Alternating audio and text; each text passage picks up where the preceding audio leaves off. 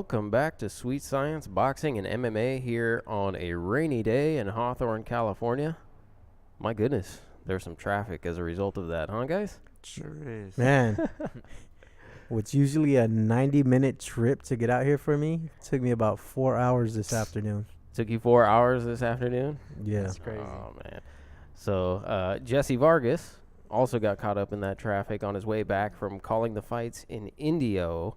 He was on the DAZN. He was at the announcer's table. Mm-hmm. He was at the announcer's table for that one. But Michael Dutchover, what's up, man? One. Stepped in for the save at the last minute. The undefeated prospect, Michael Undefeated Dutchover. 12-0, right? 12-0. 12-0. Undefeated prospect, Michael Dutchover. Thompson Banner Promotions, right? Yes. That's Thompson right. and Banner. Thompson and Banner. I was playing Fortnite about 2 hours ago. and then I get a call from my boy Stacks, and he says, I need a special guest. I said, let's go. So jumped in the car, he picked me up, and now I'm here. All right. Well, thank you guys very much. West Texas Warrior. The West Texas Warrior. Representing Midland, Texas. Yep. Midland, right? 432. I knew that Beto Duran didn't know. He thought you were from Dallas. No, I'm just kidding. Yeah.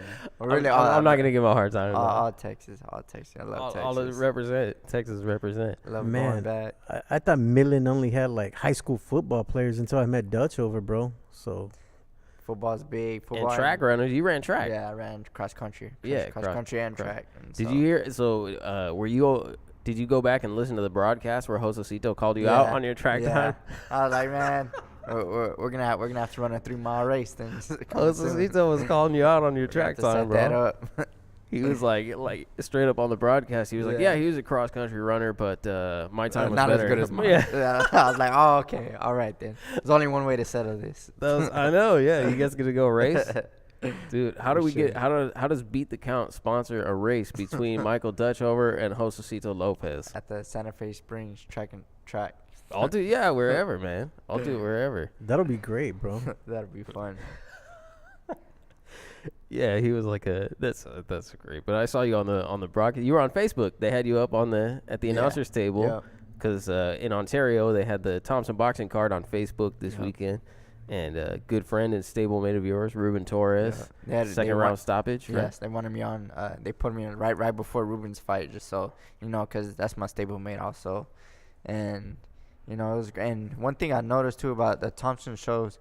Every year they're getting better. Like just from this year, like I like the new interests that they have now. Like there's just different stuff that they're developing. The Facebook streaming, everything. It's just I'm blessed and I'm happy to be a part of the Thompson Boxing family. Yeah, you mentioned they did something different with the ring entrance for 2019. That was one of the things that you said on the broadcast. Just like things like that I remember from I made my pro debut. It's like it's different now and. So it's probably different here too, man. You were on this show. I don't know what episode you were on, but it had to be like 18 or something like that. Yep, one of the first ones, and now that I'm back and things change for the better. And for Thompson Boxing, it's their 19th year bringing their fight cards to Southern California fight fans. The last couple of years, they've been expanding. They've had fights out in Salinas, California. They've had fights in Sacramento. And hopefully this year, 2019, if not 2020, they'll be taking the show to Texas. So if you're listening up, Alex and Ken Thompson, Pierre, you guys out there from Thompson Boxing, if anybody deserves a show in his hometown, it's Mr. Dutch over here. And I'm sure he could sell that place out.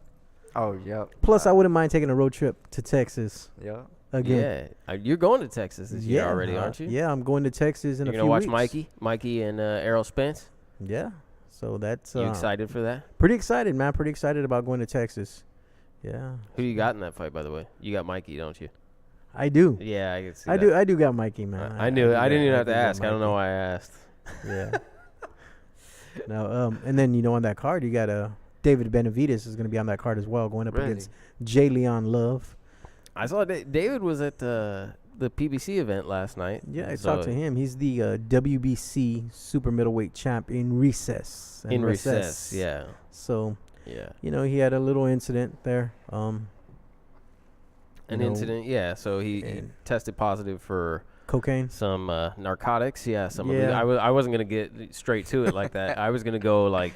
My route was going to be like some illegal recreational. Maybe that's what it was. Daxton going to take you straight up. I know. He's just going to come straight at you. He ain't gonna sugarcoat anything. Cocaine. That's a poor choice of words for the cocaine coated, but we're going to sugarcoat it. Hey, there you. That booger sugar, you know? There you go. Hey, but he'll be back. Oh, dude, I just messed up the stream with my finger. Whoa.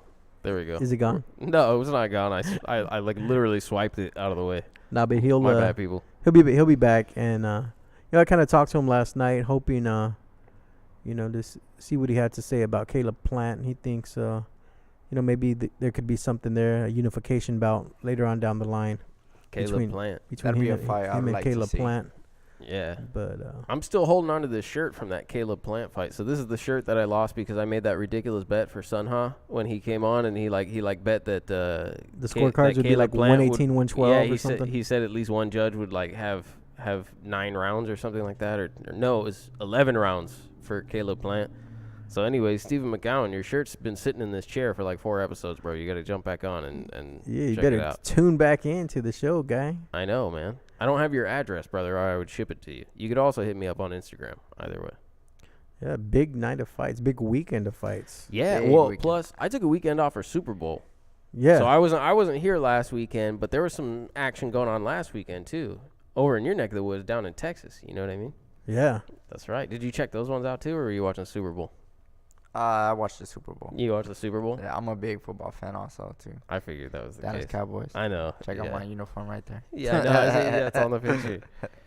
Yeah, but another sensational knockout by Teofimo. Oh yeah, that was dirty. That was Teofimo Lopez. I don't think that 7th round should have happened though, honestly, in my opinion. Definitely not, right? But and it cost Diego. Teofimo Lopez followed the second rule of Zombieland. Double tap. You know, he got him with that hook 2 times in a row. He hit him with the double tap, and down he went. Yeah. That was a vicious knockout. That was a vicious knockout. And I know Diego came back, and he was talking about, well, I had talked to my corner, and I was okay. And, he's trying to, he's trying to go to bat for his corner for not stopping that fight. But you know what? Sometimes these fighters have too much heart for their own good.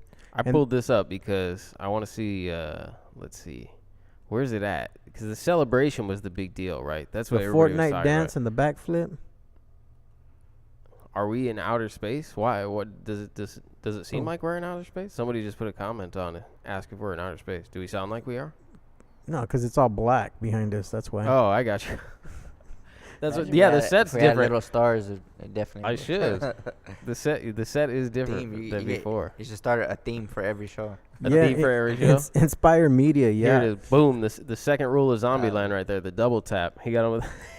That was dirty. He got him with the hook the second time. We'll get to Gervonta Davis. He was just fully out of there. Inspire media. We'll get to Gervonta Davis. But boom. And, I noticed in that 7th round. Do you see how far back that referee was standing? And the thing that surprised me was the referee was still counting whenever Diego was already out cold after that last one. What about that family member trying to get in? I was gonna ask that too. So the celebration, dude, was the celebration excessive? That was Diego's dad. That was Diego's dad getting after him right there? Yeah. Okay. Well, I understand that. I understand his dad getting after him. And I seen Jesse too. Because I mean, like Max Kellerman called it excessive. I've heard a lot of people call it excessive. Here's the thing, man. Was it a little excessive? It was, but you know what? People are talking about it. We're up here talking about it. And Theo, you've met Teofimo in person. You know the kind of person he is. Yes, I have met him. He doesn't have that cockiness about him. He doesn't have that type of, real swag about him on the streets. You put a camera in front of him, that's a little bit different. You get, into the ring for a fight. It's a different switch that turns on with Teofimo. In person, he's really not that type of guy. But hey, like he said after the fight, it's entertainment, and he's gonna do what he's gonna do. Mm-hmm. Absolutely. I also think that, he was egging him on a little bit. So he was eating shots and stuff like that. But he was also in the fight yelling at him, giving some trash, telling him to bring it. Diego was woofing. The pride talking. Yeah, exactly, right? It was definitely pride talking. I agree. But yeah, I can see why people would think it's excessive. But this is actually one of the things when I met him, and I did the interview for him. It was at Boxing Expo in 2018, and I asked him about the touchdown dances, and that's what I asked him. Are they planned? Do you like know what you're going to do in advance? And he said he plans every one of them. Mm-hmm. Yeah, that's what he told me. I don't know if he planned the sweep, but he told me he plans all the touchdown dances. Well, yeah.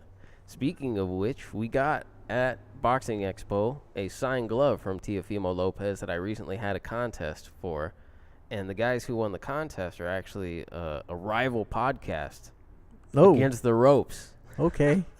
I'm just kidding. They're totally cool dudes, but they don't like you very much, though. I don't know them. So even if they don't like me, it's like I don't know these guys. I'm just messing around. He's trying to start some online beef between us, man. I am trying to start the online beef. Dude, I don't have a clue who these guys are. I've never listened to their podcast. I've never heard their podcast. So, I mean, yeah, I'll tune in. Maybe that's why they don't like you. You guys just, put it on, on our social media. Let us know when you guys are going to go live, and I'll listen in, man. I mean, Sean over here starting shit on the air. I am starting. It's like they say, if you don't got haters, you ain't popping. Yeah, no, they're not haters. Excellent group of dudes against the ropes. You guys won the Teofimo Lopez signed glove. So. You need to invite him to the show, man. I did invite him to the show. And they turned your ass down, huh? They did, man. See? No, I'm just kidding. But now I have this signed glove, and if you guys want to come, maybe I'll make it a condition. You have to come get it on the show. You know what I mean? Tell me what you think. They're in the chat right now. If you guys want to come on and claim the glove, you can come on and claim the glove. Hey, we could position it as the takeover. The takeover. The takeover. Yeah, the takeover. There you go. They're going to take over your show, fool. You better man. act right. Shit. I'd let you come on and take over my show every other episode almost. That's okay, man. Oh, wow. Santos Laguna versus Tijuana live stream. Oh, thanks, brother. Some live stream boxing. Put it into the chat. Santos Laguna versus Tijuana live. Is he fighting like the whole damn city or what? Who's this Tijuana? He's fighting the whole of Tijuana, or he's fighting the whole the whole caravan by itself? I don't know what's happening, bro. But Teofimo Lopez. So hey, something else about this card I have to a few things about this ESPN card I have to mention. I don't. They asked me why I'm starting beef. I'm just messing around, guys. Because it's entertaining. And I'm a vegan. It's starting beef when I'm a vegan. Because it's entertaining. Without entertainment, what do you have? And it's easy when I have undefeated 12-0, Michael Dutchover sitting next to me, I've got He ain't got your bag, fool. What? That's my boy right here. You're going to drag his ass in. You're going to drag him into some shit. I got his back. No, I was just messing around. So the first thing I have to say about this card is I had to change 3 times in the app to watch the whole thing. Right, because they had on ESPN Plus was Teofimo Lopez and Sergey Kovalev, but the earlier portion of the card with Oscar Valdez and them was on ESPN. Yeah. So I had to switch 3 times, bro. Yeah. I was watching it and then had to go to the next one and then to the last one. I remember I was watching the press conference, the full press conference for the fight. They had all the fighters: Teofimo, Oscar, Kovalev, Ear, and Comey. And all of them, they had all of them together. But as Christina Puncher was explaining how it's going to be, there's 2 fights, 2 main events going to be on the ESPN Plus. Later tonight is ESPN regular TV, and then you have to switch back ESPN Plus. And I was like, hold on, what? And I was like, I got to get a paper for this. Exactly. I needed a TV guide just to follow what was happening on ESPN, man.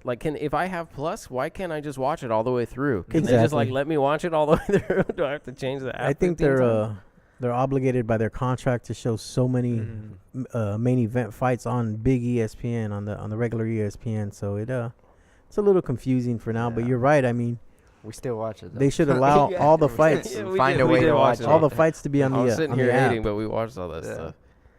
What'd you think of Valdez, man? Well, actually, I have a lot of thoughts about Valdez. He looked good in the fight, but I do think that he overcommitted on a lot of those punches. And so when you watch the fight, he's sort of swinging, putting a little bit too much into it and then landing square, flat-footed, right?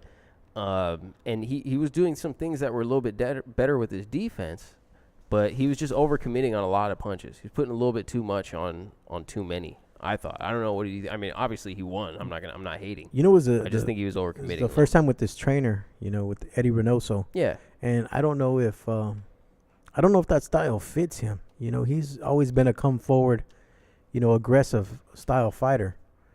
And for him to try to change up and do something different at this point of his career just may not work for him. Maybe. I don't know if it's already too late in his career to try to become a boxer puncher when he's always been an aggressive type of fighter, but we'll see. We'll see what happens, because if he didn't look good. If he looks that bad against somebody like a Gary Russell Jr., I mean, I wouldn't say he looked bad. I mean, he was dominating a lot of the portions of the fight. He was just having, and keep in mind, he's had the broken jaw. He's been out for a long time, right? Yeah, against an opponent like that. Yeah, there's a lot of expectations, especially they expect him to look great. Yeah, that's true. I can see that. Yeah, and that's why I say he may have been just working on some stuff that he was learning from Reynoso as well, but he didn't look championship calibers. I'm not saying he looked bad, but he didn't look championship caliber. I'm pretty sure you said that, though. No, I'm just kidding. No, I did. And just like you said, it's hard to change a style, especially over just one fight. You think you're having your training, you can't change your style like just like in a snap like that. Yeah, one training camp doesn't take you from doing that to something completely different. Yeah, right? And like I said, when he's fought his whole career, he's already in his mid-20s. Yeah, Inspire Media just said the same thing. I think that you were hitting on, Michael, which is that he says you can't change a boxer well into his career. You can only highlight his strengths and minimize his weaknesses, right? Yeah. So he's established. Yeah, right? He's established in some way. But I didn't think he looked terrible. I did think that he was swinging wildly, and the misses were big misses, like way overextended beyond, and they caused him to square a lot. But it's also, you could attribute that to ring rust probably. He'd been out for a little bit. You got to. I'll give him the benefit of the doubt. He's coming off a serious injury. And like I said, when you're fighting somebody at that caliber, he was able to work on things. He was able to go into that fight and work on things. And I think it was in the back of his mind that, hey, this guy's not going to knock me out, so I can try some different things. And if he does hit me and he does hurt me, well, shit, I'm Oscar Valdez, and I'm just going to go knock him out, so. I'm sure that's in his head. He was like, shit, I'm Oscar Valdez, No, I'm sure it was in his mind, man. Oh, man. And he did catch him with it. That was a nasty uppercut, though. Yeah, that was proper, right? That was proper, right? I should mention, I don't know if, did you watch our final episode of the year? It's okay if you didn't. But we went through and we did all the awards and stuff like that. I gave you Knockout of the Year. That's what I like. You already know which one I'm talking about, right?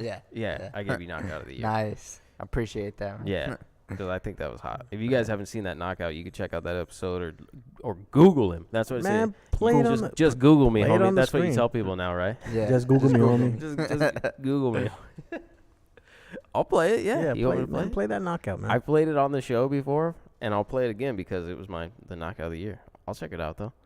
But as I'm pulling it up though, then the other fight on there. So Richard Comey versus Chinia for the IBF title that was vacated by Mikey Garcia.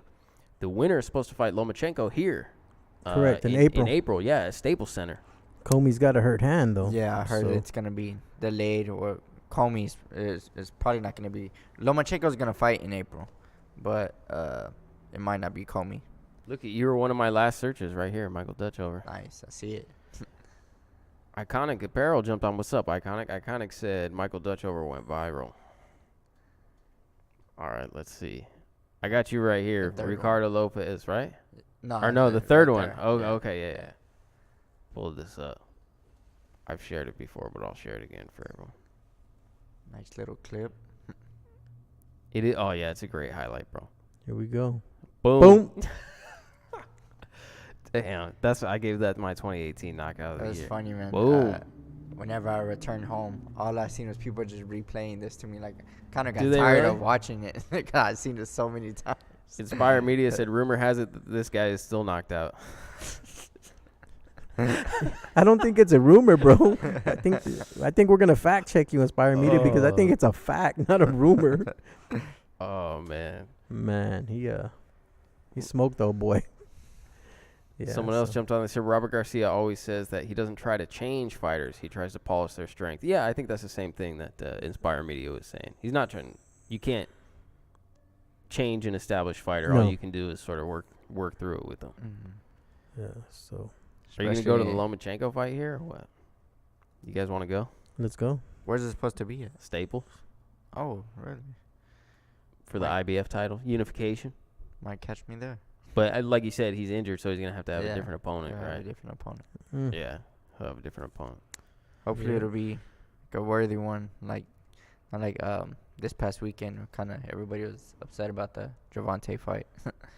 You know, so check it the out. Opponent. Yeah, I've been seeing a lot of that. So I've been seeing a lot of people criticize the PBC card. I've been seeing a lot of people talk about that. The guy took the fight on 10 days' notice. He was supposed to fight Abner Mares. It's not Gervonta Davis' fault that Abner Mares has basically a career-ending eye injury. His choice is to fight an opponent that they can find on 10 days' notice or not to fight. And he hasn't fought in 10 months. Like, he needs to get the rounds and stuff like that. And, like, you can't blame Gervonta Davis. You can't even really blame. Like, what is PBC or TGB or whoever it is in this case? What are they supposed to do with 10 days? Put him in with any opponent in the top 10, top 15 is not going to take a fight. Take it in 10 They're not going days. to take it in 10 days. They're not. It's a- just not going to happen. Yeah, you can't find a ranked opponent in 10 days. So, like, No. I'm not sure why everyone's sweating that so much. You know, I get, like, Mario Barrios. Yeah, he had a size advantage over his opponent. Ishe Smith, kind of on the outside of his career. So, I guess you could look at some of those cards. But the main event, it's like, that was supposed to be Abner Mares in there. You know what I mean? Yeah. And the one-round thing doesn't really surprise me because I think Abner Mares was already an underdog going into that fight. Yeah. Right? So, like, if you thought it was going to be tough for Abner, it's definitely going to be tough for this cat. He just, you know what I mean? He just fought, like, a month ago, and is like, he's fighting someone bigger than him. And, Yeah, like, that last fight was his first fight at 126, so he jumped up to 130 to fight Davis, and, well, we all see what happens. I mean, would he get his nose broke with that right jab? And yeah, he got his nose broke. Had got his feelings hurt. Got his man.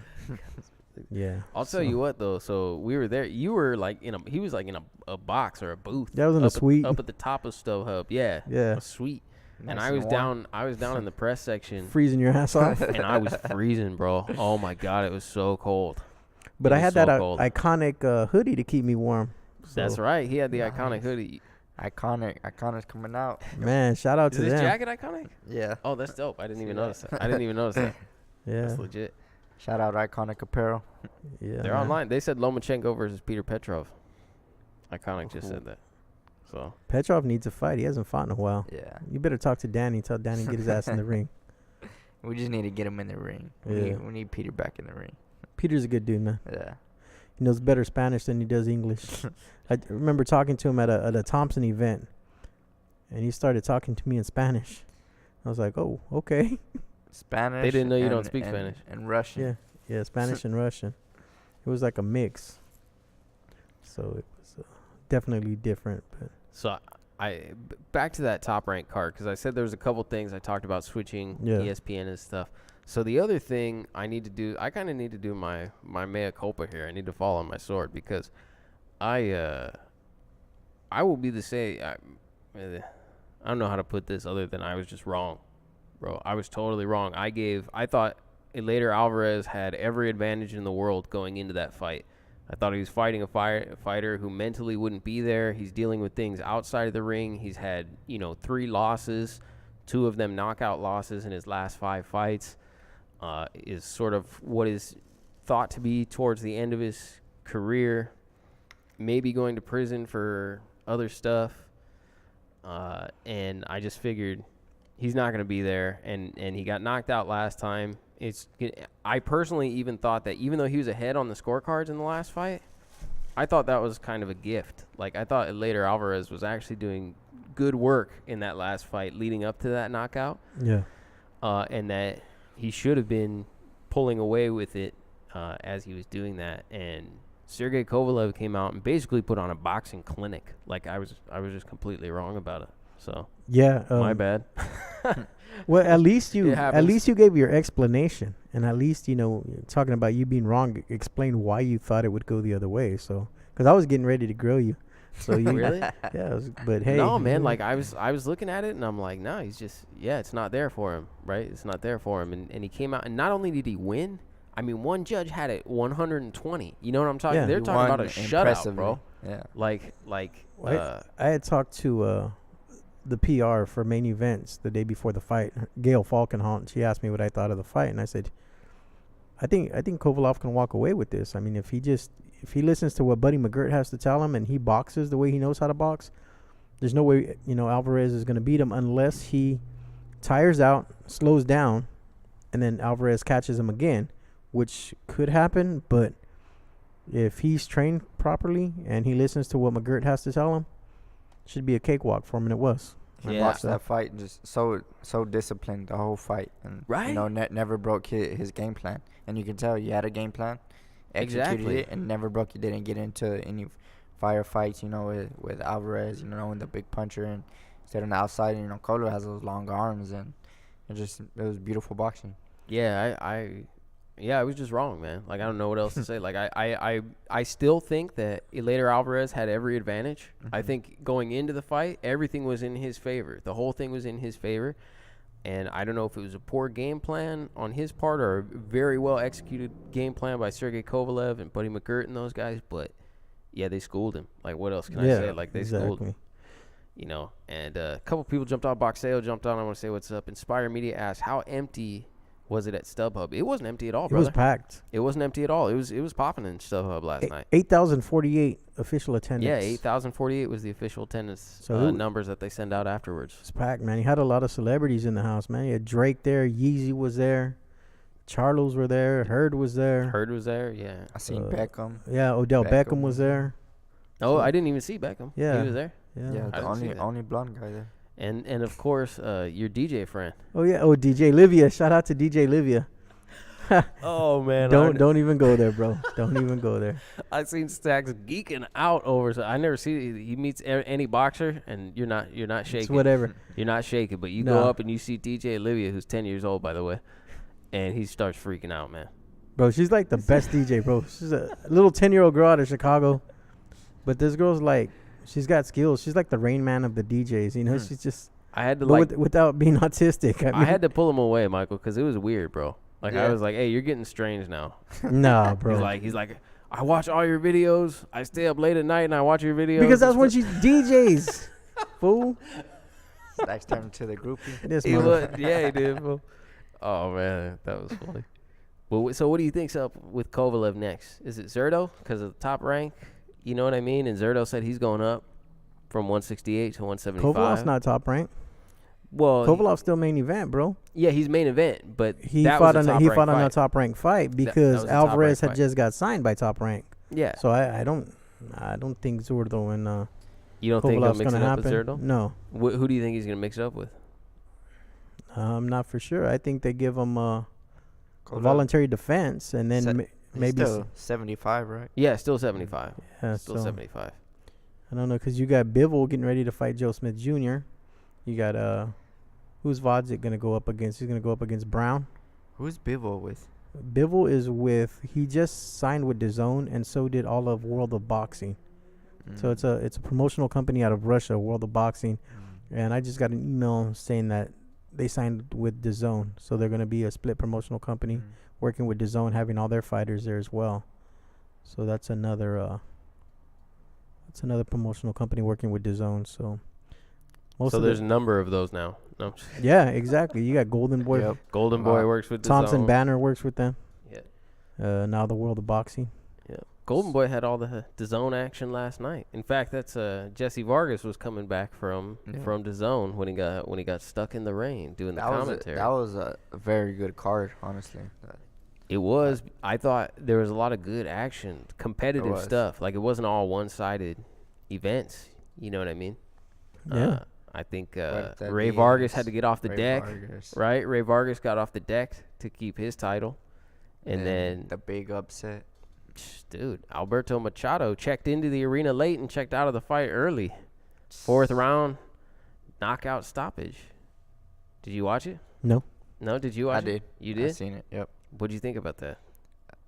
To me, something, I don't think Machado was there fully mentally for some reason. I just seen something different in him, and especially once he got clipped. First, he was never the same. He couldn't recover, and and all credit due to Cancion. And all credit to him too. He worked the body, ripped the body, like took it out of him early, and that was it.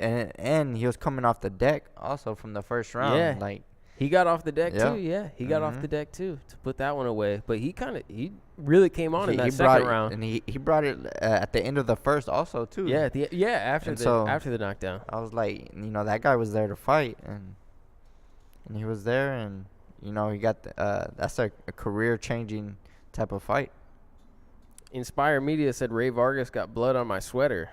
Oh man, that Ray, I seen that too. You must have been close to the action. Vargas had 3 cuts. He had a cut above his eyebrow, right under on his cheekbone, and on the other side of the eye. So I think I told you that before the fight started. Yeah, you did. That Vargas was gonna end up cut from his. Those were still fresh. Fresh wounds from Negrete. Yeah, Negrete headbutted him. He had cuts over both of his eyes, so I knew those would open up. Yeah. Boxeo said maybe Machado came in injured. Maybe. I mean, he still was able to floor him, but he did.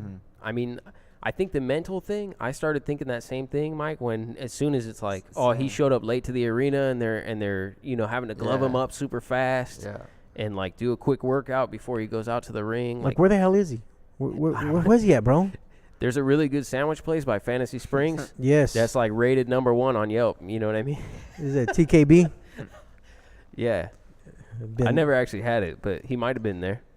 You never know. Like, where are you going to go? You're in Indio, California. Like, you weighed in the day before in Indio.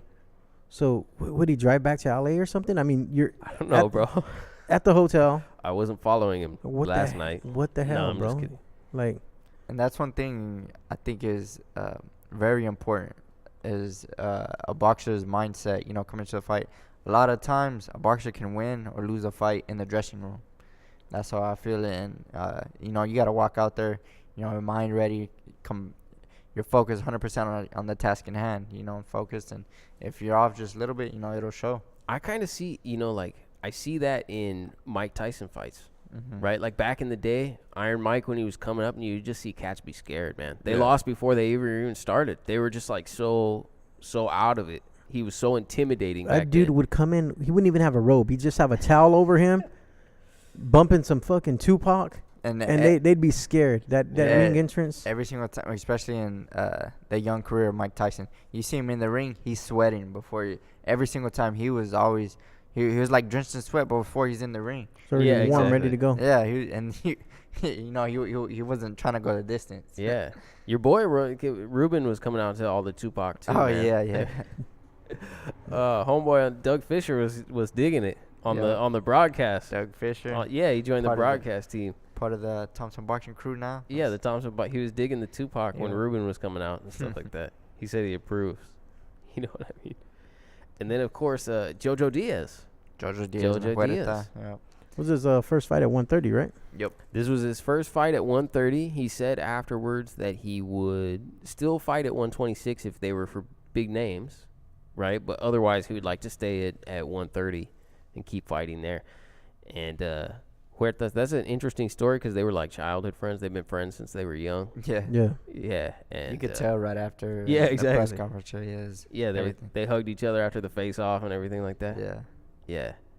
But like Jojo, so now Cancion has a 130-pound belt. You think he's gonna mix it up with Jojo or what? Jojo's already fought. He knocked him out, didn't he? I'm not for sure, man. I think he stopped him. He did for sure. He won. I don't remember if it was a knockout or not, but they did. I know he beat him. Yeah, he fought. They fought once before. He already has the victory. That's crazy. Now he has the belt at 130. Yeah. Right. So I could see Jojo picking up a world title, or I shouldn't dismiss Cancion like that. I can see him challenging for a world title though at 130. Yeah. Against Cancion. Imagine Lomachenko and Cancion. No, I don't see Loma going down to 130 though. To 130? Yeah, he's staying at 35 now. Yeah, exactly. Try and unify and all that kind of stuff. And he'll do it. Yeah, of course he will. He'll unify. Of course he will. But he's that'll be interesting. When he fights at Staples, I'll check it out. I saw him at Microsoft Theater once. It's pretty cool. Ray Beltran was on that card too. I'm watching Ray Beltran. I know, dude. I'm jealous. I want to put it up on the big screen, but I know I won't be able to do the show and watch the fights at the same time. Yeah, you get stuck. Know what I mean? What's that? Yeah, I said you get stuck. I know. Be a lot of dead air. Oh yeah, dead air. I think that's like the number one thing you're supposed to avoid in this. Is this a business? I don't know what this is. In this game, I'll call it in the game. In the this game? Yeah, in this game you got to avoid dead air. No dead air. No dead air. How's Ray been doing, by the way? If you guys are watching Beltran, keep me informed. What's up? I think haven't been paying attention too much. Diaz got dropped twice. This is iconic, asking if Joel Diaz got dropped or was it a decision. I don't know if it was a decision or a knockout victory, but I know he did get dropped twice in the fight. Diaz Jr. He lost, I think, by KO, I think. Did he get knocked out? Yeah. Yeah. Wow, man. But those are some good fights last night. Ray Vargas. Busy weekend. busy weekend. So Ray Vargas retains his title, gets up off the deck to retain his title. So who else is there? There's Danny Roman, TJ Doheny. Which them two are going to fight. Yeah, and those two are going to fight to unify. And then homeboy who beat Dogbe. No, Navarrete. Yeah, that's right, Navarrete. So, what do you think? What's next for Ray Vargas? Probably none of those guys. He'll probably move up, man. I was gonna say Ray's a big 122 pounder, so Danny and TJ are gonna fight each other to unify. Yeah. So that fight's gonna be in April, out here in LA somewhere, which will be the first time that Danny will be fighting back at home in like the last 5 fights. He's been on the road for a while. I mean, he fought in Atlantic City against Adam Lopez, then went to Japan twice, then went and fought Moses Flores in Texas, and he fought in Chicago his last fight. Got to have that home fight against McDonald. So he's a road warrior, man. He's been on the road for a while, and what I'm hearing is been on the road and taking care of business. The co-main event of that fight between TJ and Danny is going to be Sorong Vasai and Gaio Estrada in the rematch. Oh, really? Cool. That was a good fight the first time. So it's gonna be a good card. Yeah, that was a good fight the first time. Yeah. Inspire Media said Aaron Tohill got robbed. That is what I would say is the consensus. That's the word around the world. The word on the curb. I believe that was the consensus. At least I can say that the two, Doug Fisher, who was sitting ringside, also thought that Aaron Tohill won, as well as so did his broadcast partner. How do you say your name, Stacks? Tohill? Oh, Aaron Tohill. Okay. Yes. I just wanted to make sure I was getting it right. Ask him about Roy Jones Jr. No, I'm just kidding. What's that about? I'll tell you later. These guys got jokes today. Yeah, man. we do. Man, it's all right though. Yeah, that makes sense. Sorong Visai signed with the DAZN. Didn't Triple G, right? Didn't they say Triple G's doing DAZN? Triple G hasn't signed with anybody. Nobody? He hasn't done DAZN yet? No. Oh, okay. I know they offered him some money, 2-fight contract. I'm sure everybody offered him money. Fight. They said DAZN wants him to fight Bubu Andrade. Andrade. There you go. Oh, man. How do you say that? I don't know. I don't know about that name. Bubu Andrade? Bubu. Is that Andrade or Andrade? It's Andrade. Andrade. Demetrius Andrade. It's funny. Or Andrade? Andrade. It's funny because Andrade, I have a cousin with the same last name, right? But they pronounce it Andrade. That's what I would say it three different type of ways. Yeah, I would never they pronounce their last name Andrade, Yeah. and then he pronounces it Andrade. So it's, I don't know. I guess it's where you from. Boxeo said, "Why do they call you Stacks?" Because he's got that paper, man. We roll with a lot of people around here, but he's balling. Don't let the aesthetic fool you. You know what I mean? Pull the Stacks out. You know the Kmart wardrobe don't let it fool you, bro. Don't let it. Right there. Oh man, it has to do with a barbershop incident. Yeah. I won't go into it anymore. Long story. Long story. Let's take care of that. Yeah. Later. It's a long story. Oh man, Christina Hammer fought, and I missed that one because I did watch. Yeah. Hammer time. It was Hammer time. I know she won. She's trying to unify the division with now. Clarissa Shields. Yeah, that's what I was gonna ask. She's trying to unify with Clarissa Shields. But Boxeo's giving me some chuckles on the live chat. Sorry. But I didn't get an opportunity to watch that one. That was a 360 card, I believe, because she's promoted by Tom Loeffler, correct? Yeah. there were so many fights. It was difficult to check them all. So unfortunately, I missed that one. I'm gonna have to go back and watch that, as well as Ray Beltran and all the stuff that Dutchover's got going on the phone right now. You know what I mean? Who's winning? Beltran. Okay. What round is it? 9th. Has he got his green card yet? Who, Beltran? Yeah. Remember there was like I don't know. stories I remember leading up to his fights, even before he won the title, that, if he wins this fight, he'll get his green card. If he wins this fight, he'll get. So if anybody knows if Ray Beltran's got his green card yet, let us know, man. I mean, it was a pretty interesting story when they talked about his family and him. Yeah. Trying to be here as a. Because he was stacking up those cheeseburgers. And back in the days, man. Someone said because you were stacking up those cheeseburgers. Oh, man. I got jokes. I know. You got jokes. Boxeo getting after it today. All right, Randolfo. You know what's funny is I think you actually got his name right. Randolfo? He's the only person. You're the only name that he can actually say. Randolph Mortimer. Randolph, like Coming to America. No, can you say my last name right? Trading places. And they're in Coming to America also. Remember? When he hands him the bag of money. Randolph, we're back in business. We're back. I want to hear Stacks pronounce my last name. See if he gets it right. Torres. Oh, man. No, it's Dutchover, bro. Nice. A lot of people get my name wrong. So coming up on this card is the title fight, Jose Ramirez and Zapata, right? Yeah. Yeah? What are you laughing at?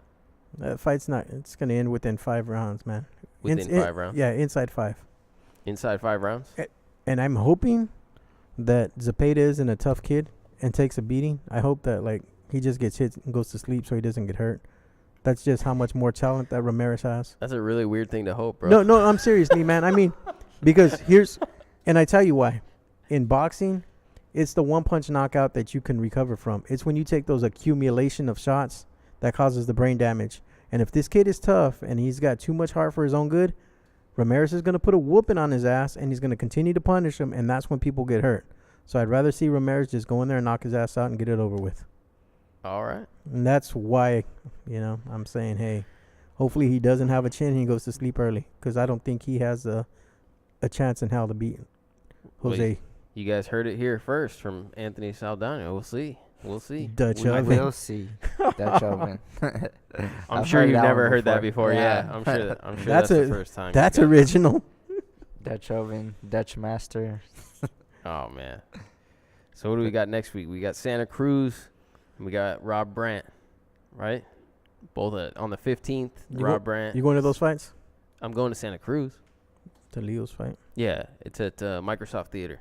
Yeah. That's right across from the Staples Center, right? Yeah, right there at Staples Center. You're not going to that one? No, I'm done. I'm done for the you're done for the month, man. You're done for the month? Yeah.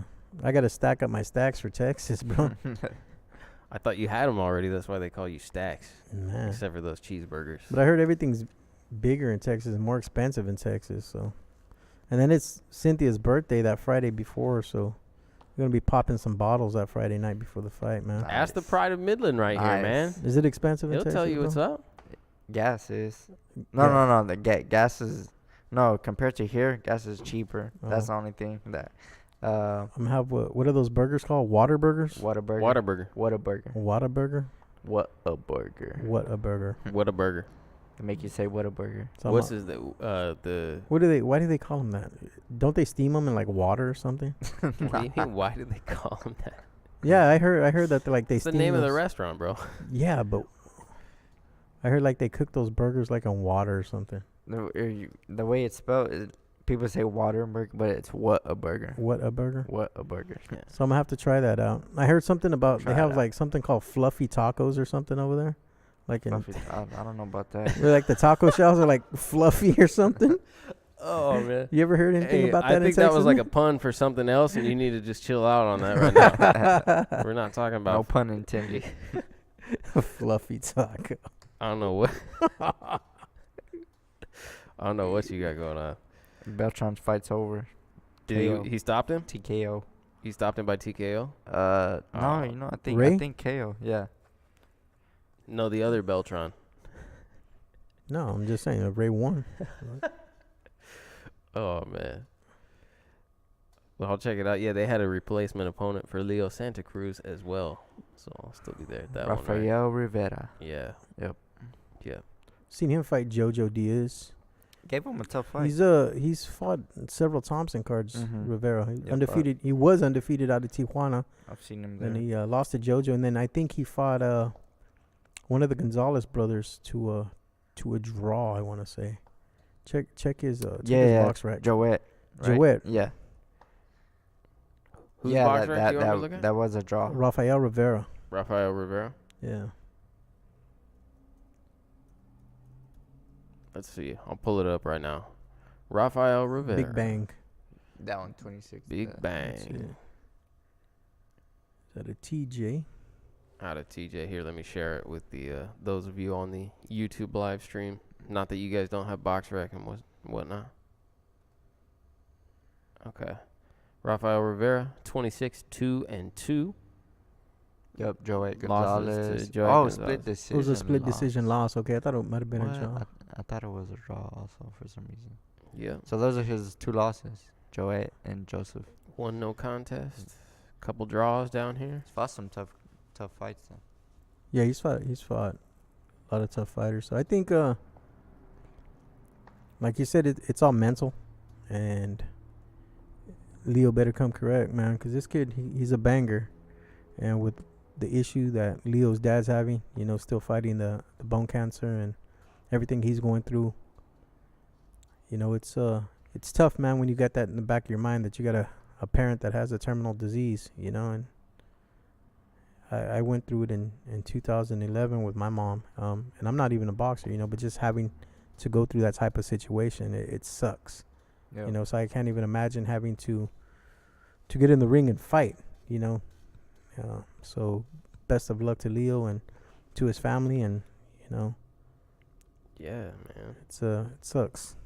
It has to be challenging, but I think Leo seems like he's up for it. I've been watching the training videos and all that stuff. Yeah. He's definitely in shape, always coming in, and I look forward to seeing it. WBC is vacant. What? He said, "Who's next for Caleb Plant?" So Inspire Media said, "Who's next for Caleb Plant?" okay. The WBC is vacant. Well, like I said, we were talking earlier. You have a champion in recess right now. So you have Benavides. Yeah. So Yeah. Benavides. David Benavides. Right? Benavides. Benavides. Benavides. All right, my bad. Cabron. Benavides. Benavides. I got one name wrong. There you go. Finally. That's what it sounded like. Yeah. No, but you have David Benavides. David Benavides. He'll be taking on Jay Leon Love on the undercard of Mikey Garcia and Earl Spence. Okay, so not David. So who does Caleb Plant take on? Zerto's gone, right? 175. Probably fight a voluntary defense. The top 15, top 20 opponent. Who else is at 68? Without Zurdo? You're going to have... Let's see. I hear you're going to have David Lemieux fighting for that vacant WBA regular title at 68 on the Canelo undercard against... David Lemieux? Yeah, I'll tell you right now. The champions page. The champions page on BoxRec always gives me like every time I look at it, I'm like, how is anybody supposed to know all this? Right. You know what I'm saying? Like, you look at it, you're like, how's anybody supposed to know all that? Go up to the like literally 50 go up to people the super on middleweight and look at the. So I'm hearing Saul Alvarez. I'm hearing picture. John Ryder. John Ryder against David Lemieux for the regular, the WBA regular. Saul Alvarez. Right here. Go up though.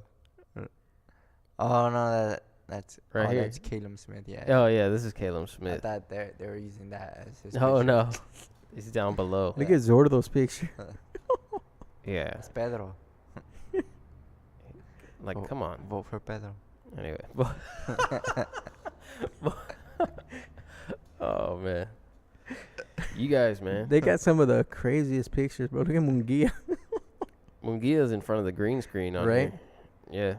It looks like they're gonna Photoshop some stuff in behind him, I think. I thought that was Clarissa Shields next to Porter, bro. No, brother. And I ain't even gonna try to pronounce that name. What? Yeah. Who is that? This page is insane, right? Here, I know I've done this. Here, I'll share it with you guys. I'm not even gonna try. So if you're on the live stream, you can see what we're looking at. The BoxRec Champions page, which lists all of the champions, including the BoxRec champion. And some of these are quite difficult to follow. We should do a contest of some kind. Full of vacants. Yeah. So the question was, WBC is vacant. So what's next for Caleb Plant? Since there's, IBO is vacant as well. IBO and WBC vacant. But Caleb Plant, I can't see a good opponent on the horizon for him. Not a big opponent. You know what I mean? Liam Smith. Yeah, that's true. Do you think Caleb is here to stay? I'd like to see him have some big fights. So Inspire Media versus Zerto, Wheaties and Hart. Well, Zerto's going up to 175, he said. And that's probably due to the fact that the weight is easier to make. So I don't know that he would stay for Caleb Plant. You know, I don't know it's a big enough fight to make him drop down. There are other fights at 175 that are probably bigger fights for him. So it doesn't really. Caleb kind of really just jumped onto the scene. We'll kind of see what happens with Ramirez, because I heard he dropped his trainers, dropped his managers. Really? He dropped his Zaparis out of Zapata? Zaparis, the Zapari brothers. He's not with him no more? Nope. Whoa. I didn't expect that. Yeah, me either. So I know he's been with them for... Well, I've actually... Because I've trained with his team whenever I was Oscar Valdez's sparring partner in Guadalajara last year for the quick fight. Yeah. There was a lot of Zapati boxers. That's how I met them. They were all training there in Guadalajara also. That's how I knew them, and Zurdo and all of them. Can he unify? I suppose he can unify if he's going to fight for a vacant title. Zerdo's probably going to vacate his title, so there's going to be a bunch of vacant titles down there. The only other opportunity to unify is against Caleb Smith, which, I don't know if that can happen or not. Who promotes Caleb Plant? Because Smith is Matchroom, right? So Caleb Plant's with PBC, right? Yeah, that's right. Well, he was on the PBC card, so yeah, he's a Oh, hey man. Because Caleb Smith, I think, is Matchroom, right? Mm-hmm. So I don't know if that'll happen. What's up with you, Michael, man? When are you going to fight again? We're looking in April right now. April? Yep. April, not a set date yet, but, we'll be ready for April. Big surprise coming. West Coast Thompson show or an East Coast Banner show, or what do you think? We don't know yet. Might be.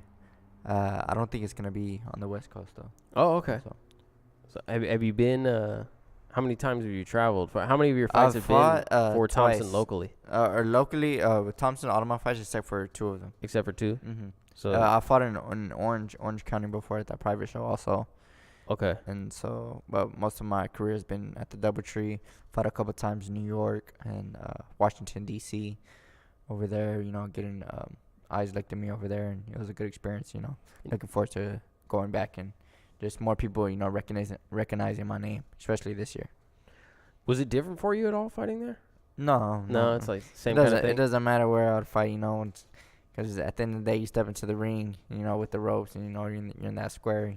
It doesn't matter where it's gonna be at, honestly. Yeah, exactly. Mm-hmm. So you're ready for April. Yep. No opponent yet, though, that you're aware of. No opponent. You're just getting ready for whatever challenge comes. All right, man. So are you still like actively training? I see. Oh yeah. Yeah. Training. All the time, right? Yep. Yes. Of course, you train right at Titan Edge as well. Titan Edge. Coach Danny Zamora also training. Coach Danny. My coach Jerry Arias, Javier Gomez. Gomez. Yeah. And shout out to Everlast, and you always take care of me. My boy Ernie Gabion, Iconic Apparel. My boy Anthony. He knows what's up. He's been on here. Dude, he was on the live chat. He was taking over the broadcast, by the way. Nice. Sitting behind Berto Duran on Friday's broadcast. I remember looking at the camera. I seen him. I was like, man, he has a better camera view than me. I know, he had all the iconic gear going on. Was showing it off in the camera. That's cool. That's my dog, man. Oh, man. Good for you guys, man. Yeah. Good for you guys. No, we look forward to seeing you definitely in April. Yep. And, man, there's so much boxing going on. Big year, Yeah. Boxing is very much alive. More so than ever. Like, yeah. There's more shows in LA now than I think you can. I like all the it's different, you know, the generation that we're in now, all of the different broadcasts, you know, everywhere you look, you're seeing boxing now. ESPN, you know, got these other Facebook streamings, and you still Showtime on regular TV, CBS, you know, ESPN. It's just, you know, it's great. It's great for the sport, and boxing's, you know, very much live, especially in 2019. We have to have the most shows, right? There's no other place that has more shows than L.A. Oh, like or Southern California right here. Yep. It's the hotbed, man. Yeah. LA's a hotbed of boxing, and it's you know, I think it's taken over. Not that for I'm Vegas. bragging. Yeah, no, exactly. I mean, it's taken over for Vegas. You get 1 or 2 big shows in Vegas a year now. Vegas still has Vegas still has like that kind of Mecca experience where it's like the big shows are in Vegas. And that's you know, just like because Canelo's still gonna be fighting. That's in just Vegas. because of the money, the money that's moving, the gambling. Yeah, you know? yeah. I mean, and for sure, but we definitely have like we took this the most populous region of fighters. And I can see when this new stadium opens up in Inglewood, I can see them having them a big fight there at that stadium, man, and having 18,000 people in that stadium. So, a couple years down the road, I can see it happening. It's got to be more than that, right? Oh, yeah, I'm sure there'll be more, but I was gonna say at least 18,000 people fit in Staples Center. Yeah, that's what I'm saying. You'll have at least 18,000 in that stadium. So, when that new stadium is built, so it's good. I mean, it was a big crowd last night at the StubHub. There was a big crowd at StubHub. I was surprised at that turnout, especially because it rained in the morning and then started raining again right after the main event. But the whole crowd was there, dude. Yeah. It was 2 non-California boxers, you know, still, you know, so many people. And I was kind of talking to Sean about this last night, and you could see the demographics of boxing changing before our eyes. Us as media, we've been around. You as a fighter, you've been out here in LA, so you see it. When you go to these fights, the majority of the fans are Mexican. Yep. And that's just Southern California for you. Yeah. You know, it's a Latino community. Mm-hmm. You know, it's a melting pot for everybody. But when you go to these boxing events, it's mostly Mexicans there, Mexican fans there. And last night you had a mix in that crowd, a variety of different fans there. You had Caucasians there. You had African Americans there. You had your Mexican, your Latino fans. And it was good to see boxing breaking those barriers out here in LA and see that different type of demographic come in to have that stadium feel the way it was, you know. So it was, and I'm sure a lot of them expected to see Gervonta fight Abner. But, hey, they were getting a chance to see Gervonta out here on the West Coast. So yeah, definitely. I mean, I also had, you know, expected to see it. That one's hard because you're looking like, what do we do? There's fights in Indio on that night, which is low. We can make it out to Indio. We can go to StubHub. I ended up going to StubHub, but at the same time, I was very cold. Speaking of which, the LA Galaxy need to get it together, brother, because I went into their store to buy a hoodie because I was there at StubHub, and you were cold, and I was freezing, bro. It was I don't know what I'm kind of embarrassed to say this because I know in other parts of the country, like right now, like Chicago and stuff like that, they're having like -15 and -40 degree weather and kind of stuff like that. Whatever it was in LA last night was extremely cold to me, to the point where I went to buy a hoodie at the LA Galaxy store, and I've never even seen an LA Galaxy game. I'm not a fan. You know what I'm saying? And they don't sell hoodies. They have no hooded sweatshirts in the whole of the Galaxy store. I've never heard of such a thing. So I'm asking him, what's wrong with you, bro? And with he's me? like, I'm so cold I can barely talk. First of all, I don't sound like down. that. Yeah, you did, bro. You sounded just like a little girl last night. It's cold. You're the one who's. That's what you got for that. That's what you get for that. Over a 10-year-old DJ. Buying a iconic sweater. That's all you got to do is put out $30 for an iconic hoodie and stop being a cheapskate, bro. What do you mean? All right, man. I bought my iconic gear like at Christmas time. You're way behind the times, man. I've had the iconic stuff for a while. Yeah, because he had to custom make my size for me, bro. I'm a big boy. You were only just pretending to support all the way up until like yesterday. Yeah. 2 days ago, get it right, fool. Until 2 days ago. Yeah, of course. Inspire Media said, can we give a shout out to George El Fantasma Navarro? Second round KO on the Cornejo Toe Hill undercard 2 weeks ago. Tom Loeffler, 360 Promotions. Trainer and coach Marco Trejo of Sweet Science, which if you guys check out this show, obviously you know Coach Marco Trejo, and he'll be back on March 24th with Fantasma again on Tom Loeffler's card. So shout out 4-0, going for 5-0. Shout out. Shout out. Shout out George Navarro. That's right. Shout out to you guys. Then you had a Thompson card as well. What's that? Yep. So you had the Thompson card as well. Yeah, I mentioned that. I know you talked Ruben about scored the Ruben, second round. and you had a couple of upsets that night too. And you had undefeated Mario Hernandez get beat. Yeah, he lost a unanimous decision, and a tough fight for him. Ruben Torres comes out with the second round stoppage. TKO. Yeah. Who else do we have? Yeah, Richard Brewer. Richard Brewer with the highlight reel KO. That was vicious.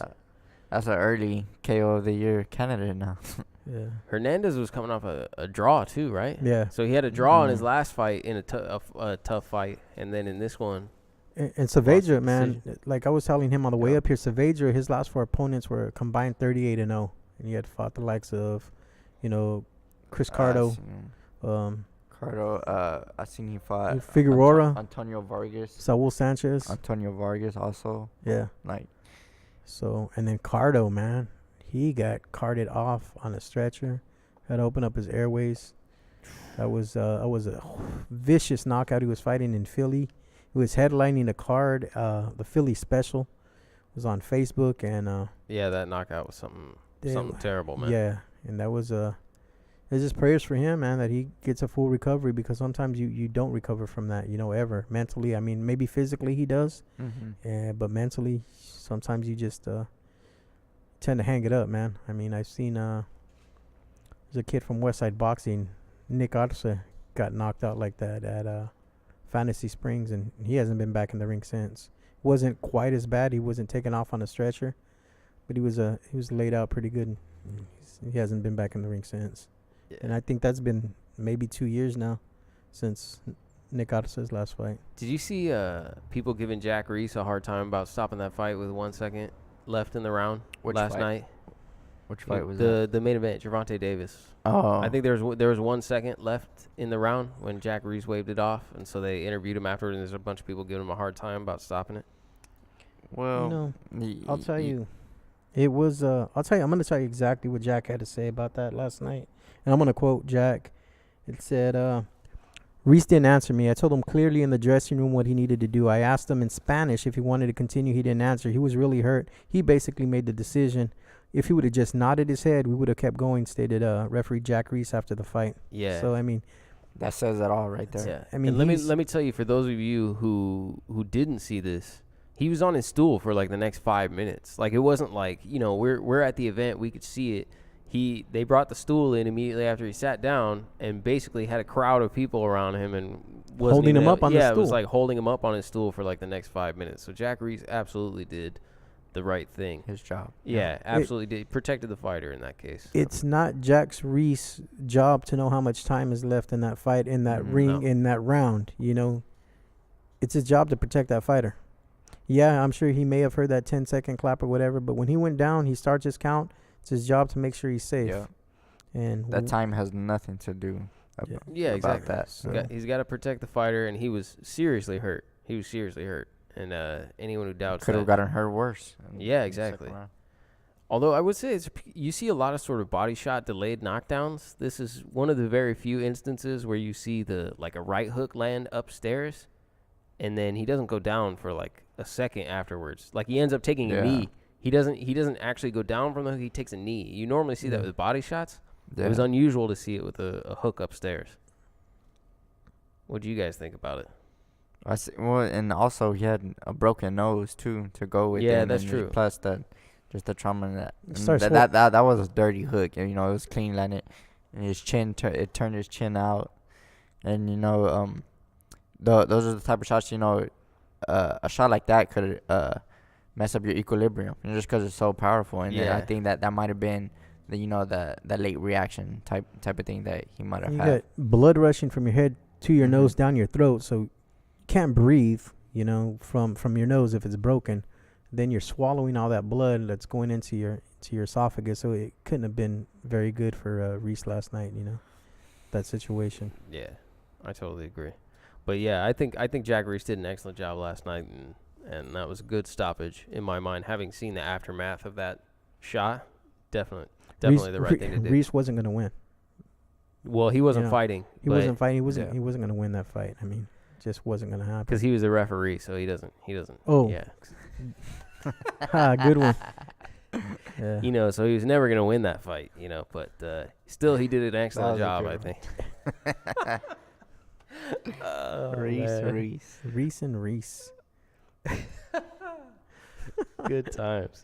Good times with Stacks. Good show and today. Michael Dutchover. Man.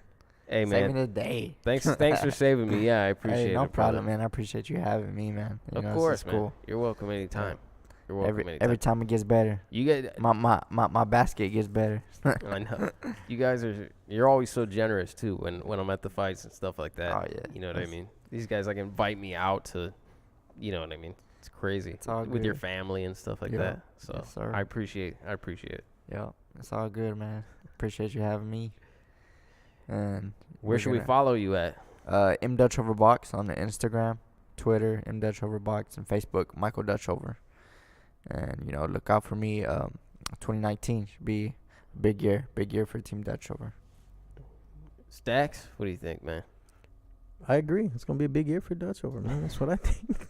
No, yeah, that was I don't know, big weekend in boxing. Still going on right now, so we'll get ready to watch this the fight. That's what we're trying to hurry up. Still not done watching boxing. We got to watch this Jose Ramirez fight because, like I said, it's going to finish within 5. Mark my words. All right, within 5. Inspire Media told me to leave the jokes to the professionals, by the way. Thank you, Inspire Media. I appreciate that. I'll be sending you a T-shirt courtesy of Sean Fitzgerald. So just put your address in the comments, and Sean will mail that out to you. Courtesy. T-shirt from Anthony Stack Saldana. You know, they don't know who courtesy. That is because I go by Chris on this show. Okay, well, Chris. Now people can find my real Facebook and who I am and stuff. Your true identity. You don't have to accept them, man. I'm sure they could find you anyways. Yeah, that's probably true. You ain't that hard to find, bro. I know I'm not that hard to find. It's my it's kind of like Batman. Yeah, I'm gonna blackmail your ass. Now I know where you live too, bro. I know. That was a whole setup last night. I wanted to find you he last offered night. to give me a ride home in the rain, but really he was just trying to figure out how he could where park you stayed, his car bro. in my driveway.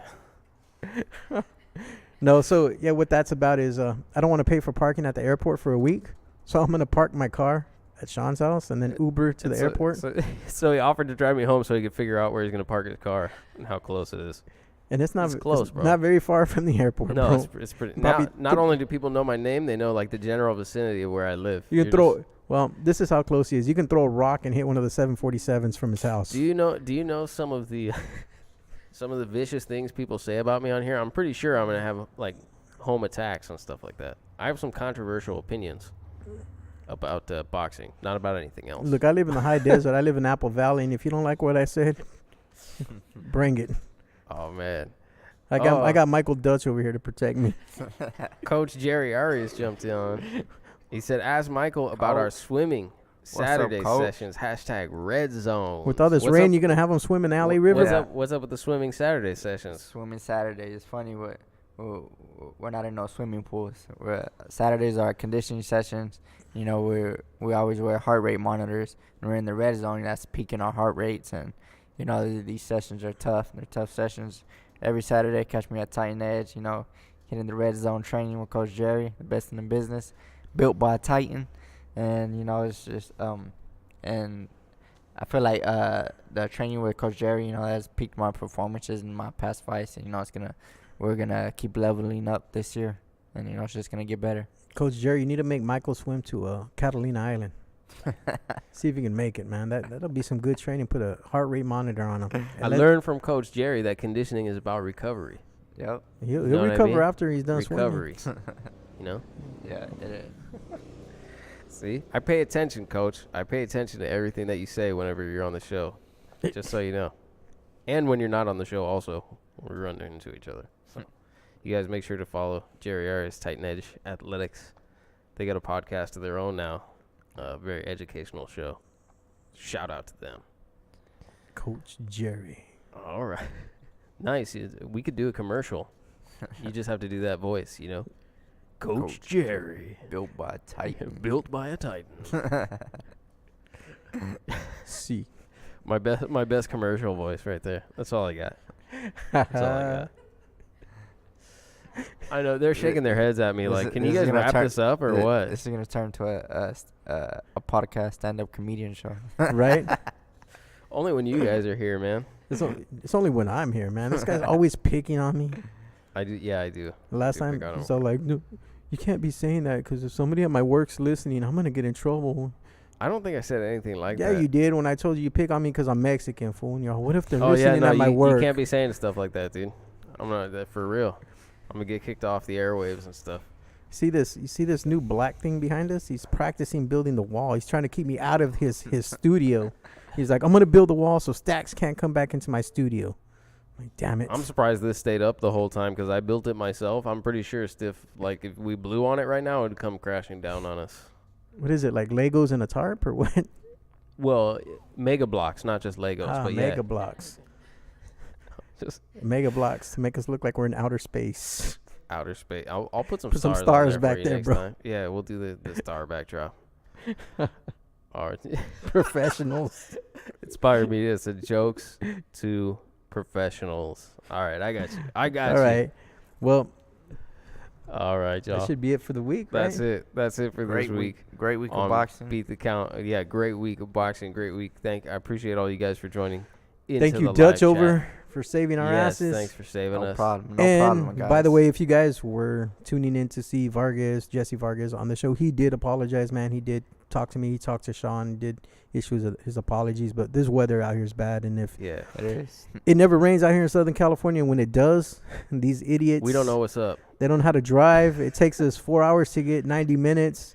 Like, we see people, like, even coming on the 105, like, we seen, like, little fender benders where people were just parked in the middle of the damn freeway. Freeway. On a fender bender. I believe it. Yeah, so. But, yeah, at least Jesse Vargas jumped on and commented on my Instagram post so people know I didn't just make all that up. There we go, man. So. I was like, oh, that's real cool. They know that I was legit. This wasn't all just made up stuff. Yeah. But, no, yeah, peace to Jesse Vargas. And we hope to, first, that he had safe travels, made it home safely, but also that he'll be on a future episode. I'd love to have him. For sure. For sure. All right, guys, that's it for this week on Beat the Count. Make sure to follow me on Instagram at Beat the Count, on Facebook at Beat the Count. Message me any topics or anything you'd like for us to cover in the future. Appreciate you guys jumping on the live chat. Against the ropes, I owe y'all a glove, and we'll figure it out. Peace. Peace.